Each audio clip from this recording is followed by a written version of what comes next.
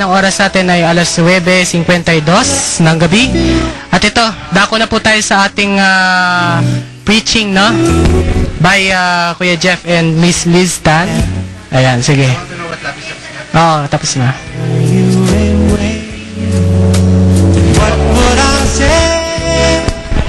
Okay, good night. Good evening to everyone. Ayan. So hope you're enjoying our music tonight. And so punta na tayo sa ating message, alright? So again, yung katulad ng pinakinggan natin kanina, I want to know what love is. You know, sino dito yung you're still single? Yung mga nakikinig, if you're single, para sa iyo to. Yeah. At yung mga double, para sa iyo din to. Alright, sige. But before that, pray muna tayo. Let us pray. Dear God, we do thank you, God, for tonight, for opportunity to share your word on air. And I pray, God, that you speak to those who are listening here at Lips 106. This is our prayer in Jesus' name. Amen. So, pag February, dalawang uri lang ng taong makikita natin. Alright. Yung una, yung mga natutuwa. Okay? Mga natutuwa kasi kasama nila yung special someone nila and they're going everywhere. Eh yung iba naman, yung mga depressed. Eh yung mga feeling nila, wala nagmamahal sa kanila. Diba? Nag-iisa sila. Ayan, sino dito meron kang katabi ngayon mukhang depressed. Okay? So, hindi ko alam kung nasan ka doon. But of course, topic of love, isa yun sa mga usaping gustong-gusto nating pag-usapan with our barkadas and friends. Yes, diba? that's Yung right. iba, cute siya. Mahal ko na siya. Ayan. Many of us are misled when it talks about love because of what the word tells us about it. You know, there was an interview with a band before and they asked kung ano yung secret to become a hit sa music industry. And they gave some points for a band to be successful. Unang-una, yung looks. Depende sa uso. Diba ngayon, ang uso ngayon yung emo. Diba ang emo, mas dugyot, mas cute. Yung iba naman, the moves. Sinabi nila, the moves. Dapat may galaw, like bamboo. Talagang parang bulate kung makasayaw. Or April Boy. Ayan, yung di ko kayang tanggapin, yung nagko-crush yung kamay. Nice. So, and lastly, sinabi nila, in order for you to become famous, dapat love song. Kasi maraming nakaka-relate. Yun, di nawawala ang love songs pag February. Timeless kasi yan. And these songs we hear has a lot of things to say about love. And most of them are misconceptions. Yun. Example, yung 80s, Nazareth, yung Love Hurts. Yun, madaming umaayaw sa pag-ibig kasi daw nasasaktan sila. Tama ba yun, sir? Oh, love hurts! Yan, pag ouch! Nice.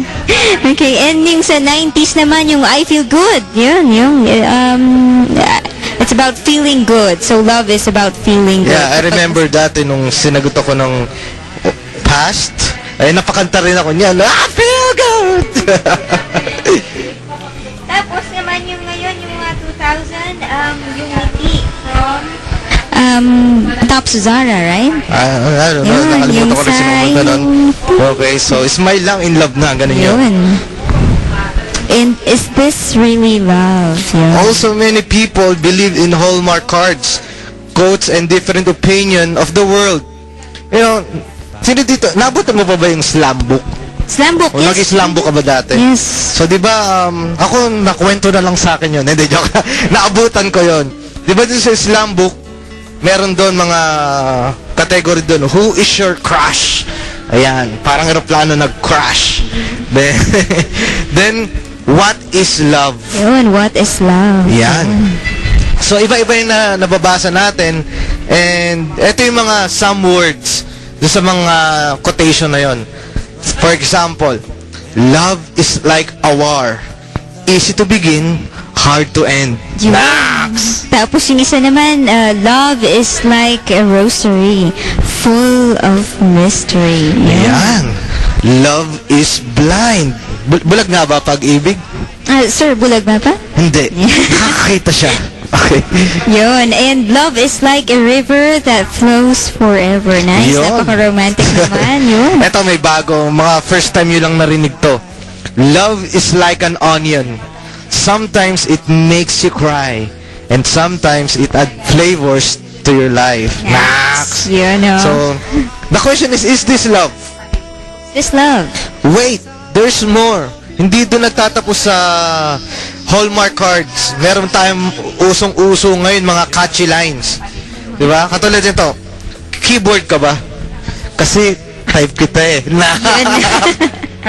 Yun. Tapos yung pinaglihi ka ba sa kape? Kasi nininervous ako pag nakikita kita na. Ganon! Yun. Okay, eto ba? Para kang pillow, ang sarap mo i-hug. Ito pa, mahilig ka ba sa Crayola? Binibigyan mo ng kulay ang buhay ko. Yun. Eto, bago lang to. Hindi tayo tao. Hindi rin hayop. Bagay tayo. Bagay talaga. Nice. So, nahihirapan ka namang, ito, kanina ko lang na-receive to actually.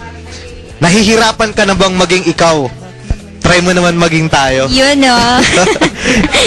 Ito, ikaw nagbigay sa akin ito. Oo nga. Sabi, kulangot ka ba? Because you're really hard to get. Nice. So, ayan, baka saan tayo mapunta rito? So, gross. Okay, but really, how would you know its meaning? By that, you will know if you are really in love or infatuation lang yan. Kulang lang sa ligo, kumbaga init lang yan. Paano natin malalaman? First is this, by knowing its author. Sino nga ba yung author ng love? Sino ba yung source ng love? And none other than God. Okay, and it says there in 1 John 4:7-12, Dear friends, let us love one another, for love comes from God. Everyone who loves has been born of God and knows God. Whoever doesn't love doesn't know God, because God is love. Yun. Alright. What does the verse tells us about love? Sa mundo, it's about feelings. Nothing more than feelings. Emotions, Ayan. yun.